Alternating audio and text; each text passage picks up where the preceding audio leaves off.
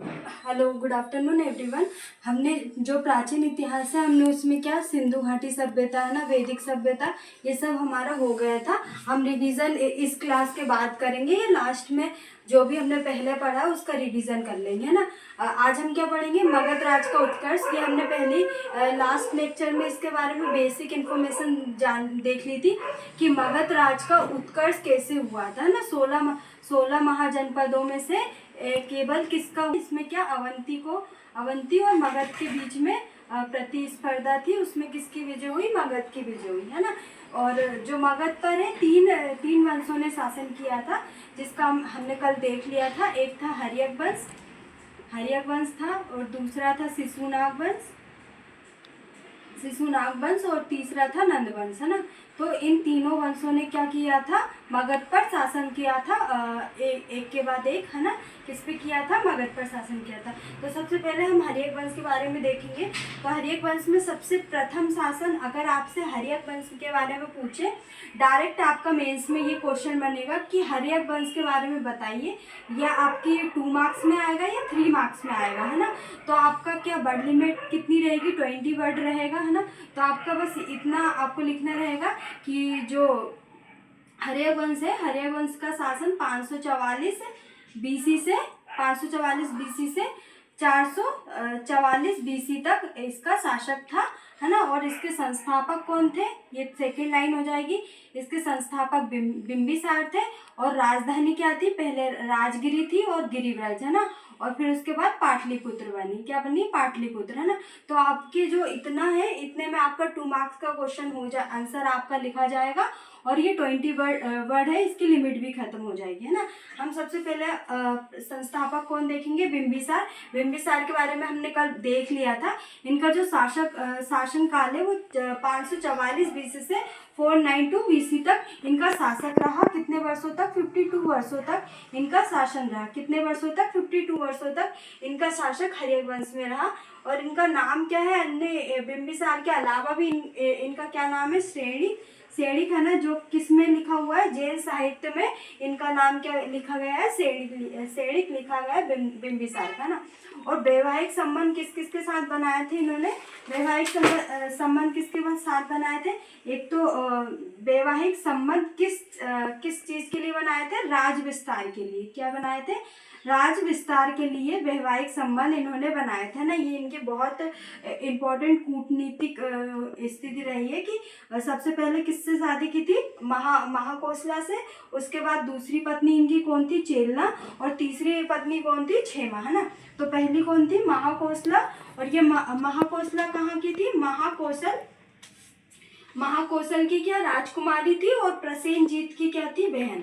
ये आपसे डायरेक्ट ऐसे क्वेश्चन पूछ सकते हैं कि महाकोशला कहाँ की राजकुमारी थी। तो कौशल देश की ये कौशल देश की ये राजकुमारी थी, है ना।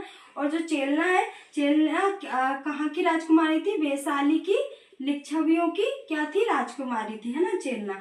और क्षेमा क्या थी, क्षेमा कहाँ की राजकुमारी थी, जो पंजाब में मद्र है ना, पंजाब के मद्र की पुत्री थी, है ना। पंजाब में जो मद्र स्थान है वहाँ की पुत्री थी क्या, क्षेमा। सबसे पहले विवाह किससे हुआ, महाकोसला से। डायरेक्ट आपसे क्वेश्चन पूछ सकते हैं कि प्रथम विवाह किससे हुआ, महाकोसला से। दूसरा विवाह किससे हुआ, चेलना से। और तीसरा विवाह किससे हुआ, क्षेमा से हुआ, है ना।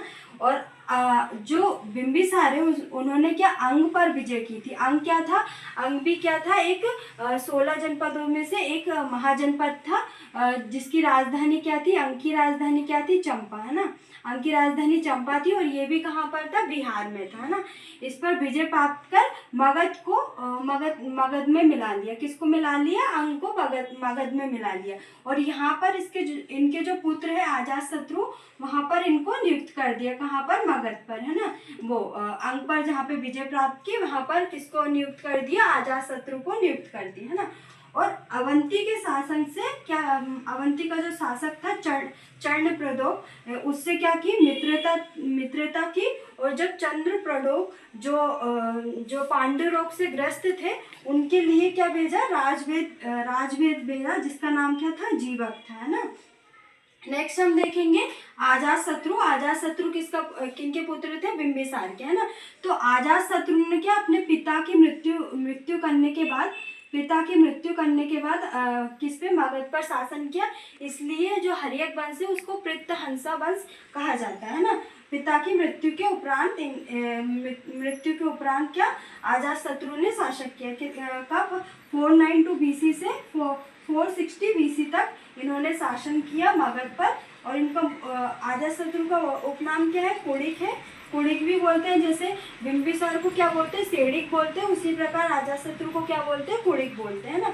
इनका विवाह किससे हुआ था, प्रसेनजीत की पुत्री वजीरा से हुआ था। किससे, प्रसेनजीत की पुत्री वजीरा से। इनका एक ही विवाह हुआ था, किससे हुआ था, प्रसेनजीत की पुत्री वजीरा से हुआ था ना। और इनके समय, अजातशत्रु के समय क्या, प्रथम बौद्ध संगीति हुई थी। क्या, प्रथम बौद्ध संगीति कहाँ पे हुई थी, राजगिरी में, है ना। कहाँ पे हुई थी, राजगिरी में प्रथम बौद्ध संगीति किसके समय हुई थी, अजातशत्रु। जब मैं आपको जो बौद्ध संप्रदाय वो पढ़ाऊंगी, तब मैं आपको अच्छे से जो संगीति हुई है, प्रथम द्वितीय तृतीय है ना, फोर्थ हुई है, तो मैं उसके बारे में अच्छे से आपको बताऊंगी, है ना। और इनकी मृत्यु किसने की थी, इनके पुत्र उदयन ने की थी, इसलिए इसको पितृहंता वंश कहा जाता है ना। और इनका क्या, लिच्छवियों से युद्ध हुआ था। किसका, अजातशत्रु का किससे युद्ध हुआ था, लिच्छवियों से युद्ध हुआ था। जिसमें क्या, इनके कूटनीतिक मित्र कौन थे, वत्सकार थे। क्या, कौन थे, वत्सकार। तो डायरेक्ट आपसे क्वेश्चन पूछ सकते हैं कि लिच्छवियों से युद्ध जब अजातशत्रु का लिच्छवियों से युद्ध हुआ था, तो इनके कूटनीतिक मित्र कौन थे, तो वत्सकार इनके कूटनीतिक मित्र रहे थे, है ना। इसके बाद हम नेक्स्ट देखेंगे उदयन। सबसे पहले कौन, बिंबिसार, सेकेंड अजातशत्रु आए, उसके बाद उदयन आए, है ना। उदयन का शासन कब तक रहा, 460 BC से 444 BC तक इनका शासन रहा। और इनके समय राजधानी क्या हो गई, पाटलिपुत्र। पहले क्या थी, राजगिरी थी, है ना। उसके बाद क्या हो गई, पाटलिपुत्र हो गई, है ना। और अंतिम शासक कौन था, हर्यक वंश का, तो नागदशक था। तो डायरेक्ट आपसे क्वेश्चन पूछ सकते हैं कि जो हर्यक वंश है उसका अंतिम शासक कौन था, तो नागदशक था। प्रथम कौन है, बिंबिसार, उसके बाद अजातशत्रु। अपन सीक्वेंस भी देख लेंगे कि सबसे पहले कौन है, बिंबिसार, है ना। सबसे पहले बिंबिसार है, उसके बाद अजातशत्रु है, अजातशत्रु, उसके बाद उदयन, और अंतिम कौन है, नागदशक, है ना। अंतिम कौन है, नागदशक, है ना। अंतिम नागदशक, है ना। अब हम नेक्स्ट पढ़ेंगे शिशुनाग वंश, है ना। हमने अभी क्या देखा, हर्यक वंश। अब नेक्स्ट है हमारा शिशुनाग वंश। शिशुनाग वंश का शासन कब से कब तक था, 412 BC से 344 BC तक इनका शासन था, है ना। और प्रथम कौन थे, शिशुनाग थे। और शिशुनाग ने किसकी हत्या की थी, नागदशक की हत्या करने के बाद शिशुनाग वंश की स्थापना की थी, है ना। तो जो शिशुनाग है, शिशुनाग ने अवंती व वत्स पर अधिकार कर मगध में मिला लिया। जैसे बिंबिसार ने क्या, अंग पर विजय कर मगध में मिलाया, उसी प्रकार शिशुनाग ने अवंती व वत्स को पर अधिकार कर मगध में मिला लिया। और इन्होंने अपनी राजधानी क्या बनाई, वैशाली को इनकी राजधानी बनाई। सबसे पहले बिंबिसार ने किसको बनाई, गिरिब्रज या राजगिरी को। और इसके बाद अजातशत्रु की भी गिरिब्रज या राजगिरी थी। और उदयन ने क्या बनाया था, पाटलिपुत्र। और फिर उसके बाद शिशुनाग वंश ने क्या बना दी, वैशाली बना दी। शिशुनाग ने क्या बनाई, राजधानी वैशाली, है ना। और साम्राज्य इनका कहाँ तक था, बंगाल से लेकर मालवा तक इनका क्या था, शासक था। कहाँ से, बंगाल, यहाँ से बंगाल से लेके मालवा तक इनका शासक था। कहाँ, किसका, शिशुनाग का, है ना। और महावंश के अनुसार इनकी मृत्यु के पश्चात इनके पुत्र को गद्दी पर बिठाया। इनके पुत्र का नाम क्या है, कालाशोक, है ना। क्या है, कालाशोक, है ना। शिशुनाग के बाद कौन आया, कालाशोक, है ना। और जो शिशुनाग है उनका शासन कब से कब तक था, 394 BC से 366 BC तक इनका शासक था, है ना। और पुराणों व दिव्य वादन में इनको क्या बोला है, काकवर्ण, है ना। क्या बोला है, काकवर्ण। तो डायरेक्ट ऐसे पूछ सकते हैं कि कालाशोक का अन्य नाम क्या है, काकवर्ण, है ना। और इन्होंने अपनी राजधानी क्या बनाई, वैशाली से पाटलिपुत्र, है ना। क्या कि वैशाली से पाटलिपुत्र। तो डायरेक्ट आपसे क्वेश्चन पूछ सकते हैं कि शिशुनाग वंश ने राजधानी क्या बनाई थी, वैशाली। और कालाशोक ने अपनी राजधानी कहाँ हस्तांतरित की थी, तो पाटलिपुत्र में की थी, है ना। और इनके समय क्या, द्वितीय बौद्ध संगीति हुई थी। क्या हुई थी, दूसरी बौद्ध संगीति हुई थी। ये कहाँ पे हुई थी, पाटलिपुत्र में हुई थी, है ना। पहली बौद्ध संगीति किसके समय हुई थी, अजातशत्रु के समय हुई थी। कब, कहाँ पे, राजगिरी में। और दूसरी बौद्ध संगीति किसके समय हुई थी? कालाशोक के समय। कहाँ पे हुई थी? पाटलिपुत्र में, है ना। तो शिशुनाग वंश के अंतिम शासक कौन था? नंदीवर्धन। कौन था? नंदीवर्धन, है ना। तो हमने अभी क्या देखा? हर्यक वंश देख लिया और शिशुनाग वंश देख लिया। नेक्स्ट हम देखेंगे नंदवंश। नंदवंश का शासन कब से कब तक था? तो 344 बीसी से 324 बीसी तक इनका शासक था। उसके प्रथम संस्थापक की बात करें तो संस्थापक कौन होंगे? महापद्मानंद इनके संस्थापक थे, है ना। और पुराणों में क्या महापद्मानंद को क्या एकराट या एक छत्र बोलते हैं? क्या बोलते हैं? एकराट या एक छत्र इनकी क्या है? उपाधि है ना। और इनको क्या बोलते हैं? सर्व छत्रतांक भी बोलते हैं, जिसका मतलब क्या होता है? क्षत्रियों का नाश करने वाला, है ना। और भार्गव भी बोलते हैं, जिसको क्या? दूसरे परशुराम की संज्ञा दी गई है ना। और इनके क्या 8 पुत्र थे, जिसमें जो नंदवंश का अंतिम शासक कौन था? घनानंद था। कौन था? घनानंद अंतिम शासक किसका था? नंदवंश का, है ना। उसके बाद घनानंद आए। घनानंद किसके समकालीन थे? सिकंदर के समकालीन थे। इनके समय क्या? सिकंदर का आक्रमण हुआ था। और अंतिम शासक 322 बीसी में चंद्रगुप्त मौर्य द्वारा अपने गुरु चाणक्य की सहायता से, किसकी सहायता से? चाणक्य या विष्णुगुप्त? चाणक्य व विष्णुगुप्त की सहायता से घनानंद को पराजित किया। घनानंद ने क्या किया था कि जो चाणक्य है ना, चाणक्य एक विद्वान थे, है ना। और बहुत ज्ञानी थे और ज्ञाता भी थे, है ना। इनको क्या घनानंद ने अपनी सभा में क्या अपमानित किया था, है ना। अपमानित किया था। किसने? घनानंद ने चाणक्य को अपमानित किया था। उसके बाद घनानंद किसके पास गए? चंद्रगुप्त मौर्य के पास गए और चंद्रगुप्त मौर्य के साथ योजना बनाई। उसके बाद क्या? मगध पर आक्रमण किया और चंद्रगुप्त द्वारा मगध को अपने अधिकार में ले लिया गया, है ना। और मौर्य साम्राज्य की क्या किसकी स्थापना की? मौर्य साम्राज्य की स्थापना की, है ना। तो हमारा जो बौद्ध और जैन संप्रदाय के बाद जो भी अन्य संप्रदाय है ना, धार्मिक संप्रदाय है, उसके बाद हम मौर्य वंश के बारे में पढ़ेंगे। हमने आज क्या क्या देखा ये हम देख लेते हैं। और अभी तक हमने क्या क्या देखा है हिस्ट्री में, क्योंकि ये बहुत इंपॉर्टेंट है। रिवीजन आपका बहुत ज़रूरी है। अगर रिवीजन नहीं होगा तो कोई मतलब नहीं कि आपने क्या पढ़ा है क्या नहीं पढ़ा, है ना। सबसे पहले हमने क्या देखा? प्राचीन इतिहास के बारे में हम देखते हैं। प्राचीन इतिहास में हमने स्टार्ट किया। सबसे पहले हमने 3 डिवीजन में बांटा, है ना इसको। आधे ऐतिहासिक काल, है ना, आधे ऐतिहासिक काल, है ना, प्राग ऐतिहासिक काल, है ना, और उसके बाद ऐतिहासिक काल, है ना। ऐतिहासिक काल हमने ये 3 डिवीजन में बांटा ना। उसमें भी आधे ऐतिहासिक काल में भी हमने पाषाण काल, पूरा पाषाण काल, है ना, ये सब देखा ना। और ऐतिहासिक काल में हमने क्या देखा? ऐतिहासिक काल में तो आधुनिक है ना। इसमें हमने सिंधु घाटी सभ्यता देखी है ना, वैदिक सभ्यता देखी है ना। सिंधु घाटी सभ्यता की हमने क्या देखा? सिंधु घाटी सभ्यता के बारे में हमने क्या देखा? सामाजिक जीवन देखा ना उनका, सामाजिक जीवन देखा ना, राजनीतिक जीवन देखा, आर्थिक जीवन देखा ना उनका, आर्थिक जीवन देखा। उसके बाद हमने क्या देखा? उनका धार्मिक जीवन देखा कि क्या सबसे पहले सिंधु घाटी सभ्यता से ही मूर्ति की स्थापना हुई है ना। उसका स्थापत्य कला देखा ना, स्थापत्य कला में क्या क्या है ना, मनका बनाने के कारखाने, ये सब प्रसिद्ध थे, है ना। उसके बाद नगर नियोजन, जो कि बहुत इम्पोर्टेंट है ना इसकी, जो सिंधु घाटी सभ्यता की नगर नियोजन बहुत ज़्यादा इम्पोर्टेंट है। और ये जो वर्तमान में हमारी स्मार्ट सिटी है, कहीं ना कहीं हम इसी की देन मानते हैं ना। इसमें क्या उनकी सड़कें हैं, नालियाँ हैं, है ना, ये सब चीज़ें हमने देखी है ना। उसके बाद हमने वैदिक सभ्यता के बारे में पढ़ा है ना। वैदिक सभ्यता में हमने दो डिवीजन में इसको देखा ना। ऋग्वैदिक काल, है ना, ऋग्वैदिक काल देखा हमने, उत्तर वैदिक काल देखा, है ना। उत्तर वैदिक काल में क्या? ऋग्वैदिक काल में हमने कब से कब तक देखा ना? 1500 से 1000 बीसी तक हमने ये देखा ना। और उत्तर वैदिक काल 1000 बीसी से कितने 600 बीसी तक देखा ना।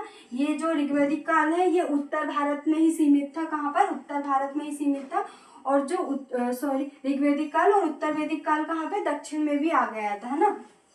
उसके बाद हमने ऋग्वेदिक काल का क्या सामाजिक जीवन देख लिया है ना, इसमें स्त्रियों की दशा देख लिया ना, वर्ण व्यवस्था देख ली जिसमें ब्राह्मण, क्षत्रिय, वैश्य और शूद्र थे, जो कि क्या थे कर्म के आधार पर, है ना, इनका डिवीजन होता था ना, ये सब देख लिया। उसके बाद हमने इनकी राजनीतिक व्यवस्था देख ली जिनमें जन थे, है ना, जन के बाद जनपद आए, फिर उसके बाद महाजनपद आए, है ना।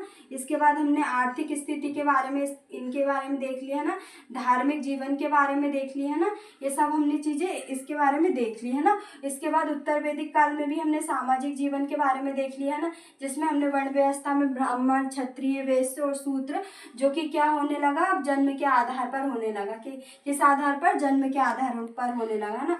इसके बाद हमने राजनीतिक व्यवस्था देखी जिसमें क्या जन का स्थान किसने ले लिया, जनपद ने ले लिया, है ना। और इसके बाद आर्थिक व्यवस्था देखी जिसमें कृषि, पशुपालन, ये सब चीज़ें थी, है ना, और व्यापार, है ना। धार्मिक जीवन में हमने क्या देखा कि पहले क्या अग्नि और वायु इनको प्रमुख देवता मानते थे, उसके बाद क्या प्रजापति को प्रमुख देवता मानने लगे, है ना। उसके बाद हमने उत्तर वैदिक पीरियड के बाद हमने क्या देखा, महाजनपद काल, है ना, महाजनपद काल देखा, है ना, महाजनपद काल, है ना। जैसे हमने पहले ही देख लिया कि ऋग्वेदिक काल में क्या जन का स्थान था, और उत्तर वैदिक काल में किसका हो गया, जनपद का स्थान।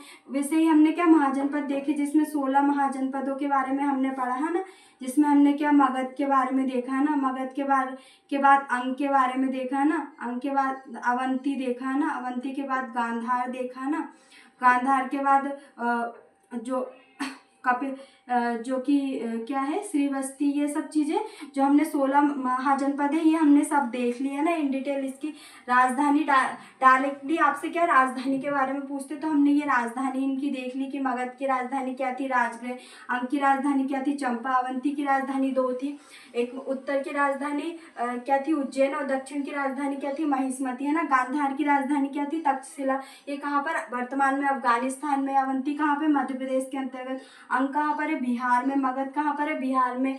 वत्स के बारे में हमने पढ़ा, है ना, वैशाली के बारे में पढ़ा। ये सब चीज़ें हमने 16 महाजनपदों के बारे में इन डिटेल मैप के थ्रू हमने ये सब देख लिया था ना। उसके बाद हमने क्या पढ़ा, महाजनपद के बाद हमने मगध का उत्कर्ष देखा ना, मगध राज का उत्कर्ष कैसे हुआ कि दो महाजनपदों में प्रतिद्वंद्विता थी, अवंती में थी और एक मगध में, जिसमें किसकी विजय हुई, मगध की विजय हुई, है ना। मगध में तीन वंशों ने शासन किया था, जिसमें हमने देख लिया हर्यक वंश देख लिया ना। हर्यक वंश में हमने क्या देख लिया, हर्यक वंश में कौन थे, बिंबिसार थे, है ना, बिंबिसार। हर्यक वंश में बिंबिसार थे। उसके बाद अजातशत्रु थे, अजातशत्रु थे, है ना। उसके बाद अजातशत्रु के बाद कौन थे, उदयन थे, है ना। उदयन के बाद अंतिम आपसे डायरेक्टली पूछ सकते हैं कि अंतिम कौन थे, नागदशक थे, है ना। अंतिम कौन थे, नागदशक। उसके बाद हर्यक वंश के बाद हमने क्या पढ़ा है, शिशुनाग वंश, है ना, शिशुनाग वंश के बारे में पढ़ा, है ना। शिशुनाग वंश में प्रथम कौन थे, शिशुनाग थे, है ना। शिशुनाग इनके प्रथम शासक थे। शिशुनाग ने नागदशक की हत्या करने के बाद शिशुनाग वंश की स्थापना की। उसके बाद कालाशोक थे, है ना, कालाशोक के बाद अंतिम इसके कौन थे, नंदीवर्धन। कौन थे, नंदीवर्धन, है ना। डायरेक्ट आपसे क्वेश्चन पूछ सकते हैं, या तो आपसे प्रथम पूछेंगे, या तो आपसे सीक्वेंस पूछेंगे, या तो आपसे अंतिम पूछेंगे। तो सीक्वेंस ये रहेगा, हर्यक वंश का बिंबिसार, अजातशत्रु, उदयन और अंतिम नागदशक। प्रथम बिंबिसार और अंतिम नागदशक, है ना। और इसके बाद शिशुनाग में पूछेंगे तो प्रथम शिशुनाग, सीक्वेंस पूछेंगे, उसके बाद कालाशोक, उसके बाद नंदीवर्धन। और अगर प्रथम पूछे तो शिशुनाग और अंतिम पूछे तो नंदीवर्धन। उसके बाद क्या किसका शासक था, नंदवंश का था। नंदवंश में क्या हमने पढ़ा, महापद्मानंद पढ़ा, है ना, महापद्मानंद, है ना। उसके बाद कौन था, घनानंद अंतिम और महापद्मानंद प्रथम, है ना। और ज़्यादा शासकों के बारे में हमें जानकारी नहीं मिलती, है ना। नेक्स्ट क्लास में हम क्या देखेंगे, नेक्स्ट क्लास में हम देखेंगे जो बौद्ध संप्रदाय है ना, हमारे क्या है, बौद्ध संप्रदाय है ना, जैन संप्रदाय है ना, और क्या है शैव संप्रदाय है ना, और भी जो अन्य संप्रदाय हैं उसके बारे में हम पढ़ेंगे, है ना। उनके सामाजिक जीवन के बारे में देखेंगे, उनके आर्थिक जीवन के बारे में देखेंगे। सामाजिक हुआ, है ना, आर्थिक जीवन के बारे में, है ना, जो कि 6वीं शताब्दी ईसा पूर्व के हम सामाजिक, आर्थिक, राजनीतिक और धार्मिक चारों जीवन के बारे में देखेंगे।